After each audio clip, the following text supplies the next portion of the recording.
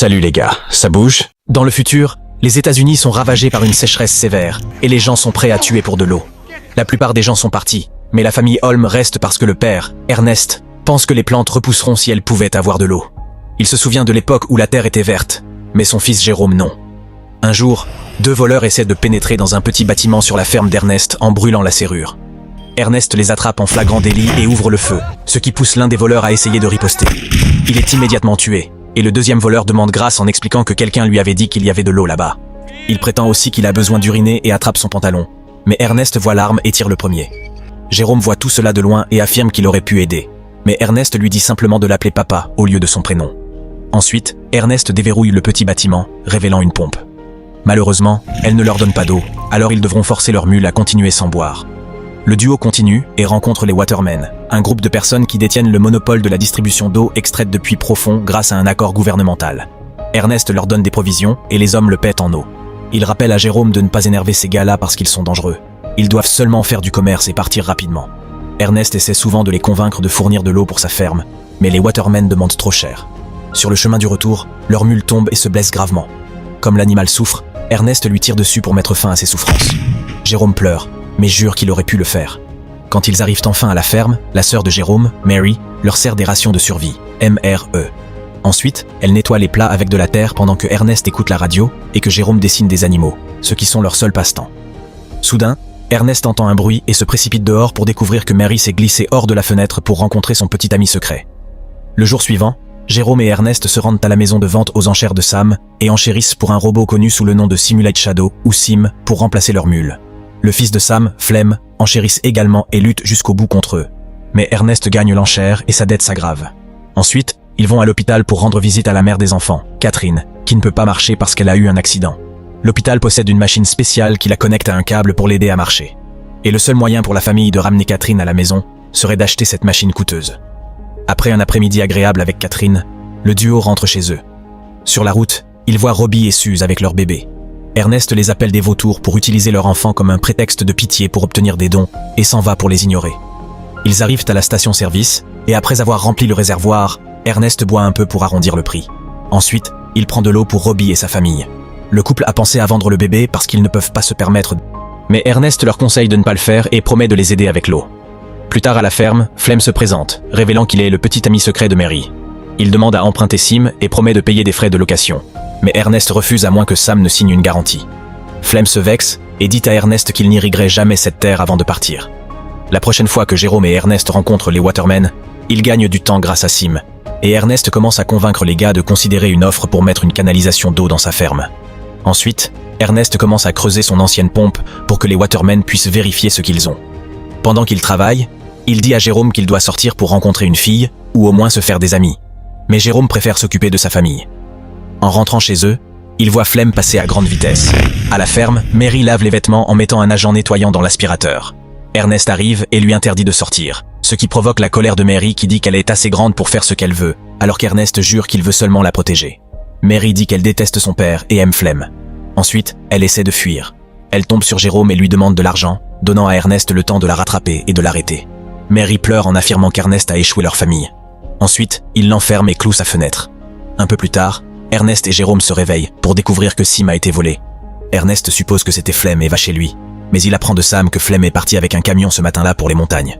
On apprend que la ferme d'Ernest appartenait à Sam, et Flem est obsédé par ce que sa famille a perdu, même si Sam pense que la terre est infertile et que l'eau n'aidera pas. Ensuite, Ernest se rend dans les montagnes pour enquêter et est soudainement assommé. Le soir, Ernest se réveille au camp des Watermen, où il est accusé d'avoir volé leurs provisions en utilisant Sim. Ernest insiste sur le fait qu'il ne l'a pas fait, mais le chef, Caleb, l'attaque. Une bagarre s'ensuit, et après de nombreuses luttes, Ernest parvient à voler le couteau de Caleb ainsi qu'un fusil, qu'il tire en l'air pour tenir tout le monde à distance.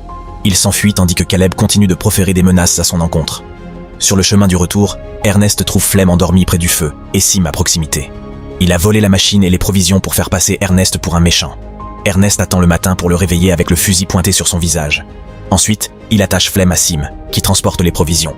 Alors qu'il marche sous le soleil brûlant pour trouver les Watermen, Flem continue de provoquer Ernest en parlant de Mary, ce qui pousse Ernest à tirer sur la corde pour le faire tomber en guise de punition. Finalement, ils ont tous les deux trop soif pour survivre longtemps, et Flem convainc Ernest de s'arrêter pour boire un coup. Les provisions contiennent de l'alcool, pas de l'eau, Et bientôt Ernest commence à se saouler. À cause de son addiction, Flem fait semblant de boire tout en affirmant que Caleb veut sa tête, donc il a seulement volé la machine pour survivre. Il propose même de l'argent à Ernest, mais il refuse parce que l'histoire est suspecte. Ensuite, Ernest essaie de se lever, mais l'alcool le rend étourdi et il peut à peine bouger. C'était le plan de Flem depuis le début, et il profite de l'occasion pour frapper Ernest avec une pierre, le faisant heurter sa tête contre la falaise. Alors qu'il saigne et perd conscience, Ernest a un flashback de l'accident de voiture de Catherine, qui avait été causé par ses habitudes de consommation d'alcool. Plus tard, lorsqu'Ernest se réveille, il est attaché à Sim et Flem commence à lui verser plus d'alcool dans la bouche, hurlant comme un maniaque. Ensuite, Flem se rend à la ferme, et Mary monte sur sa moto pour qu'ils puissent s'enfuir ensemble. S'inquiétant pour Ernest, Jérôme décide de partir à sa recherche. Lorsque la nuit tombe, il trouve Sim au camp des Watermen, où les gars lui disent que son père est mort à cause d'un accident avec la machine. Lorsqu'il est temps pour l'enterrement, Mary revient et les frères et sœurs pleurent ensemble. Ils doivent aussi rendre visite à leur mère pour lui annoncer la mauvaise nouvelle. Flem les prend en charge dans son camion et les ramène chez eux. À la ferme, un Jérôme furieux commence à frapper Sim avec un marteau, alors Flem vient l'arrêter. Il explique que le deuil est difficile, mais qu'il ne peut pas laisser cela ruiner une source de revenus, et propose de devenir le chef de la famille pour aider les frères et sœurs. Il choque également Jérôme en annonçant que Mary est enceinte. Flem a de grands projets en tête pour la ferme, et Jérôme accepte de le laisser essayer. Dans l'après-midi, Flem apporte des provisions aux Watermen et demande à Caleb d'installer une canalisation d'eau à la ferme. Au début, Caleb refuse, mais soudainement, Flem le blâme pour la mort d'Ernest, puisque le fusil et le couteau de Caleb ont été trouvés avec le corps. Craignant les éventuelles conséquences, Caleb accepte de détourner de l'eau vers les terres des frères et sœurs.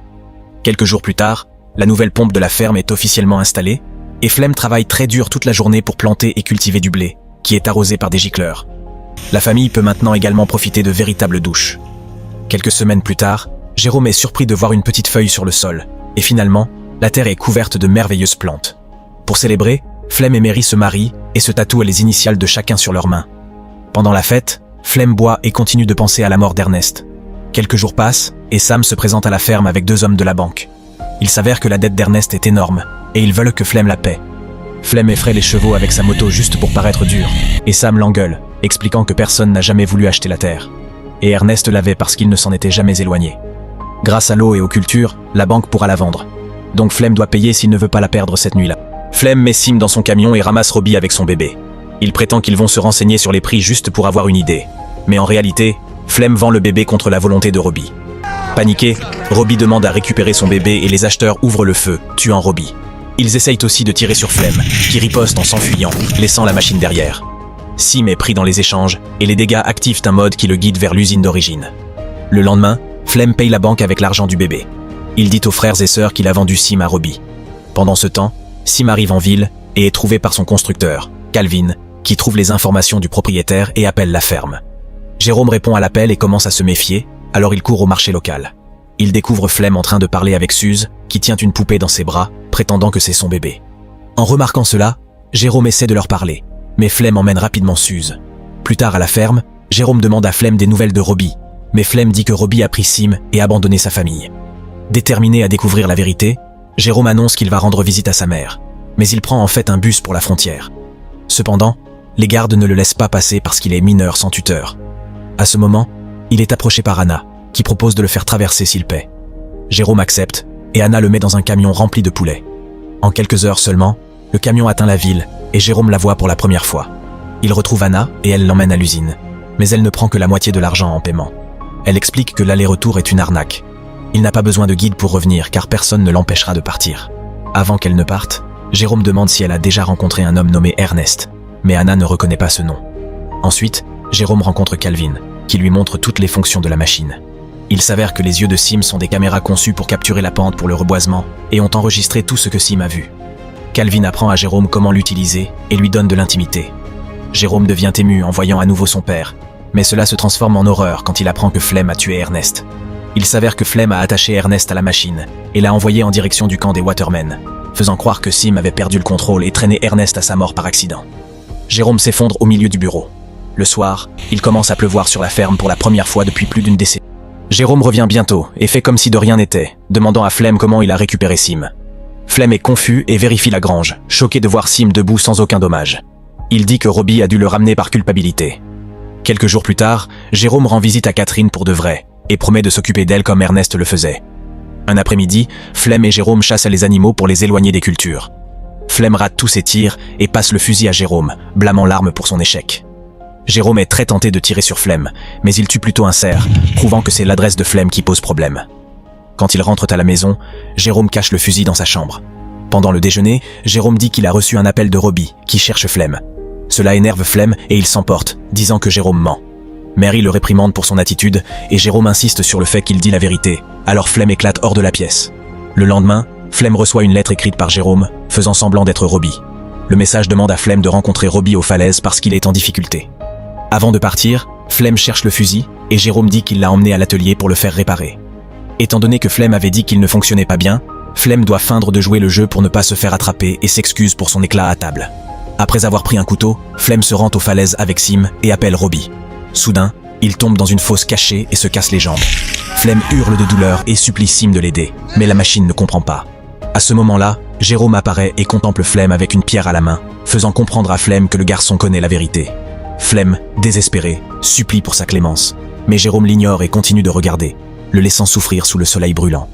Finalement, Flemme recommence à appeler à l'aide et supplie Jérôme de penser à sa sœur et au bébé. Il fait un long discours sur les accidents et le regret, rendant Jérôme si furieux qu'il finit par tirer sur Flemme, le tuant. Quand Jérôme rentre à la maison, il laisse Mary penser que Flemme l'a abandonné et ne lui dit pas comment Ernest est vraiment mort. Grâce à l'argent des cultures, ils peuvent maintenant se permettre de la vraie nourriture, et les frères et sœurs conviennent qu'ils peuvent enfin acheter la machine pour que Catherine puisse venir vivre avec eux. Jérôme efface toutes les images de Sim, prêt à recommencer. Assurez-vous de vous abonner et d'activer les notifications pour pouvoir regarder plus de vidéos comme celle-ci. Merci d'avoir regardé. C'était Récap Trillionnaire.